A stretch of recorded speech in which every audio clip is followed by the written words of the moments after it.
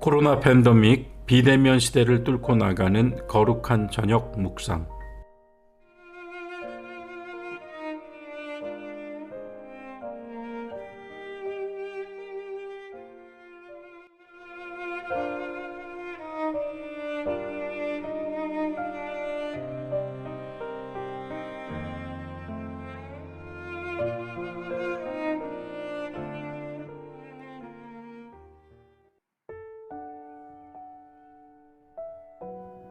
초동교우 여러분 안녕하십니까? 9월 7일 화요일 밤입니다.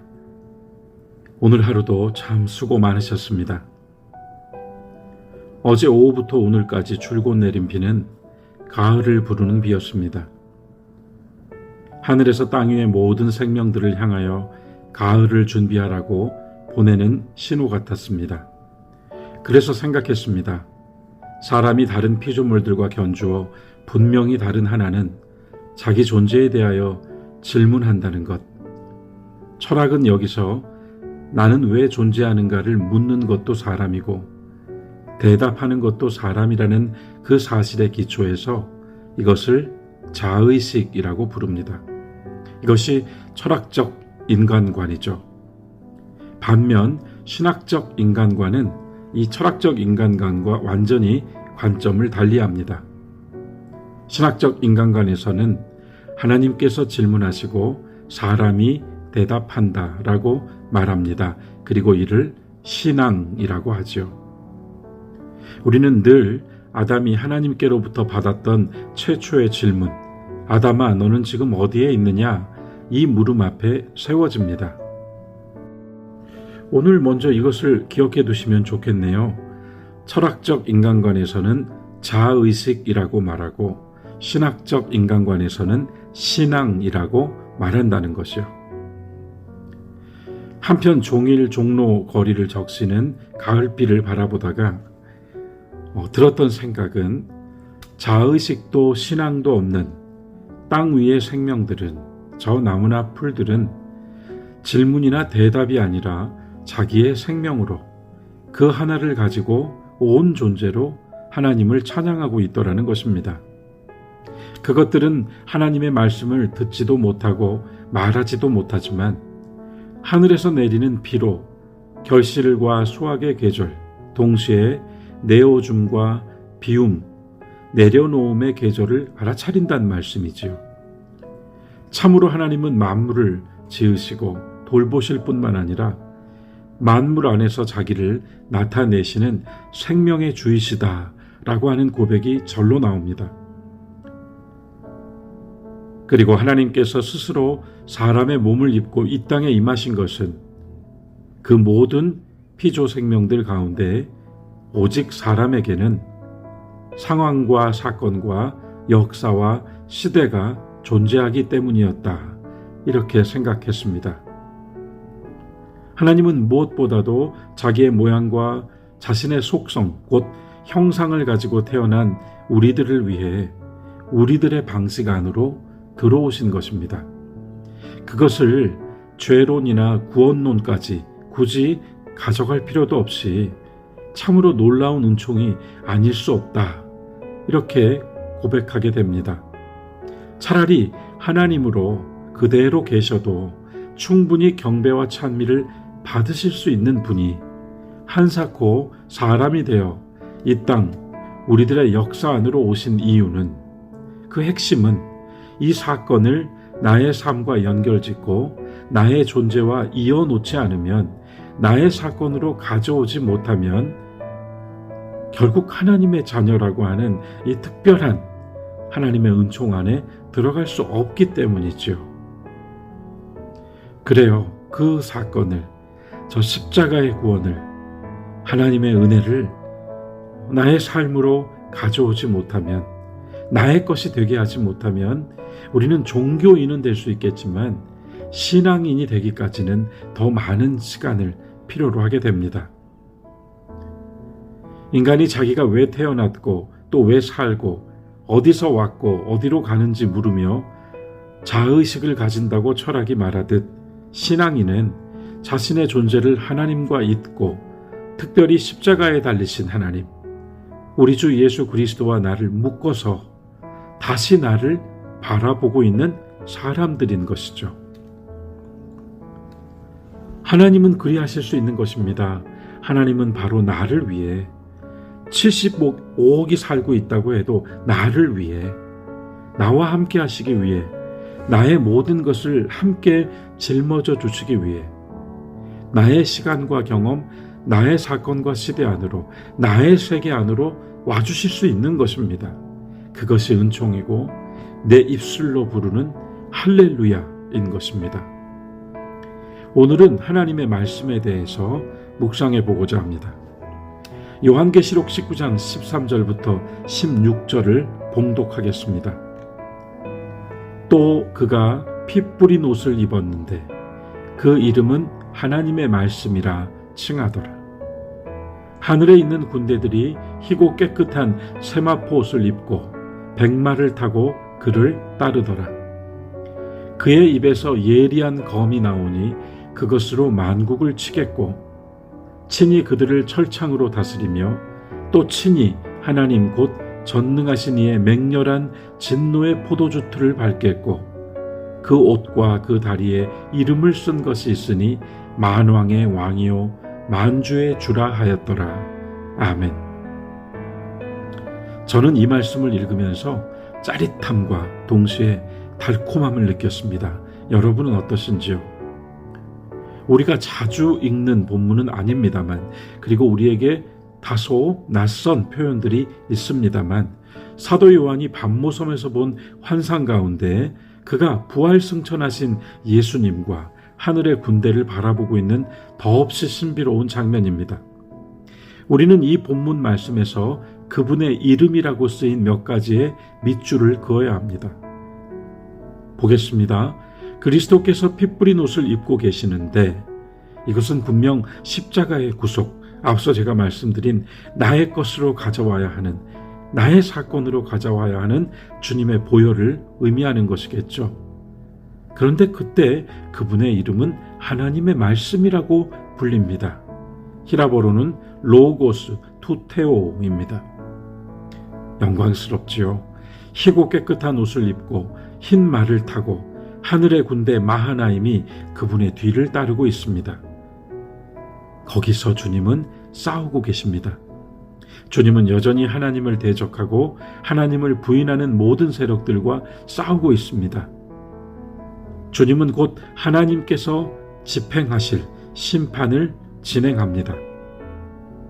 그런데 그리스도께서 싸우실 때 그가 가지고 나가는 무기가 무엇입니까? 말씀은 그의 입에서 예리한 검이 나오니 이렇게 증거합니다. 그분의 싸움, 그분의 무기는 하나님의 말씀입니다.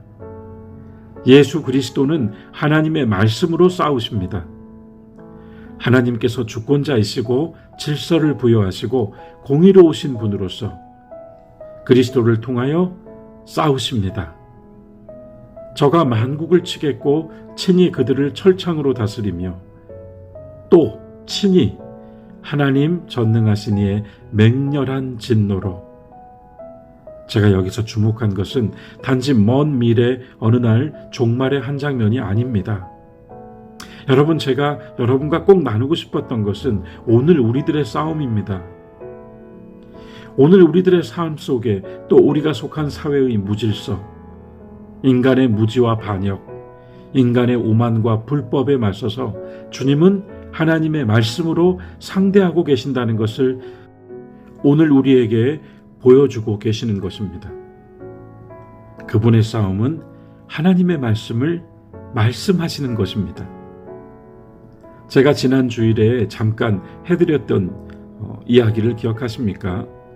사막의 수도자들, 그중 성 마카이오이라고 하는 분에게 누군가 찾아와서 물었습니다.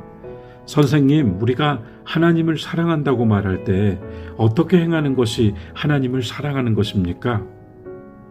충분히 예상되는 답변들이 있지 않습니까? 그런데 그때 사막의 수도자가 이렇게 답합니다. 형제여, 우리가 하나님을 사랑한다는 것은 하나님의 말씀을 사랑하는 것입니다. 이것이 우리가 오늘도 주의 말씀을 읽고 나누고 묵상을 같이 하고 있는 이유입니다. 주님께서 보여주신 대로 먼 훗날 그분의 싸움이 아니라 오늘 그분의 싸움, 곧 우리의 싸움에서 우리를 지키고 또 우리로 믿음으로 승리하게 해주는 절대 유일의 무기는 하나님의 말씀입니다. 오늘 계시록은 놀랍게도 부활하신 예수 그리스도의 이름을 하나님의 말씀이라고 일러주고 있습니다. 여기서 잠시 우리가 읽은 말씀에 앞선 요한계시록 19장 11절을 볼까요? 또 내가 하늘이 열린 것을 보니 보라, 백마와 그것을 탄 자가 있으니 그 이름은 충신과 진실이라. 그가 공의로 심판하며 싸우더라. 여기서는 그분의 이름이 충신과 진실이라고 불립니다. 아멘. 그분은 오직 하나님께 충성을 다하시는 분, 그분은 하나님 앞에서 진실이신 분, 그분은 하나님의 말씀. 그리고 16절, 그 옷과 그 다리에 이름을 쓴 것이 있으니 만왕의 왕이요 만주의 주라 하였더라.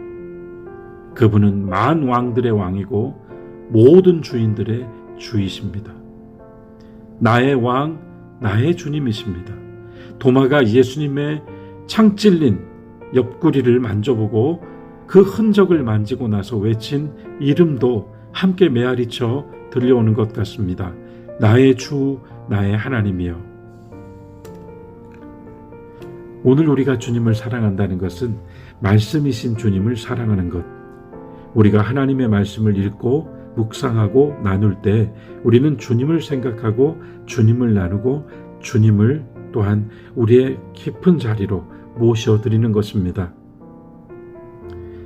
그리고 우리가 다시 일어나서 우리 인생에 드려진 여러 장애들을 헤쳐나가며 어두운 구름과 안개 때문에 보이지 않는 저 빛, 의로우신 공의로운 빛, 하나님의 뜻, 이 모든 것들을 밝히 알고 나아갈 수 있게 해주는 힘과 용기, 그것은 하나님의 말씀이라고 합니다. 요즘 뉴스를 보시면서 어떤 생각들 하십니까? 누가 이 나라의 통치자가 될 것인가? 누가 이 땅에 권세를 쥐고 온 백성의 삶을 견인해 나갈 것인가? 이런 주제와 담론들, 논쟁과 또 희화화된 소식들이 홍수처럼 쏟아집니다. 거기에 더하여 코로나 상황도 겹쳐져서 온갖 추측과 예상이 또한 온갖 의견들이 쉼없이 쏟아지고 이런 현실에 기민하게 대처하지 못하면 뒤처질지도 모르겠다는 생각, 그런 불안도 함께 있습니다. 그러나 바로 거기서 우리는 이 하나를 생각하면 좋겠습니다. 우리같이 평범한 사람들은 그러한 일들에는 전혀 관여할 수도 영향을 끼칠 수도 없지만 그렇다고 다른 나라 이야기도 딴 사람 이야기도 아닌 우리들의 삶과 미래가 직결되어 있기 때문에 오늘 말씀이 오늘 우리들의 기도가 되어야겠다는 것입니다. 주님께서 친히 하나님의 말씀이신 그분이 그 입에서 나오는 예리한 검으로 하나님의 말씀으로 모든 반역과 대적과 무질서와 불의를 심판하며 싸우신다고 증거합니다. 그분은 질서의 하나님, 그분은 의로우신 하나님입니다. 우리의 사랑도 여기서부터 다시 꽃을 피웁니다. 우리는 오늘도 주님을 사랑합니다. 우리는 내일도 주님을 사랑할 것입니다. 우리는 말씀을 사모함으로 주님을 더욱 사랑할 것입니다. 그리고 우리 역시 이 말씀으로 우리가 담당하고 있는 모든 싸움을 싸워 나아가는 최고의 무기로 삼고자 합니다. 그가 물리치시고 심판하시고 다스리신다. 그분의 이름은 만왕의 왕이요 만주의 주시다. 우리 주 예수 그리스도를 찬양합니다. 사도 바울이 우리의 시민권은 하늘에 있습니다라고 그리 증거했지요. 사랑하는 교회 여러분, 우리가 지금 보이지는 않지만 주께서 우리에게 입혀주신 거룩한 세마포, 우리의 가슴팍에는 새로운 이름이 붙여져 있습니다. 그 이름이 무엇입니까? 그리스도인입니다. 꼭 요한계시록 19장 1절부터 8절까지 나중에 읽어보시기 바랍니다. 얼마나 영광에 찬 찬송소리가 우리의 영혼을 흔들어 놓는지, 하늘로부터 땅으로 울려 퍼지는지 한번 읽어보시기 바랍니다.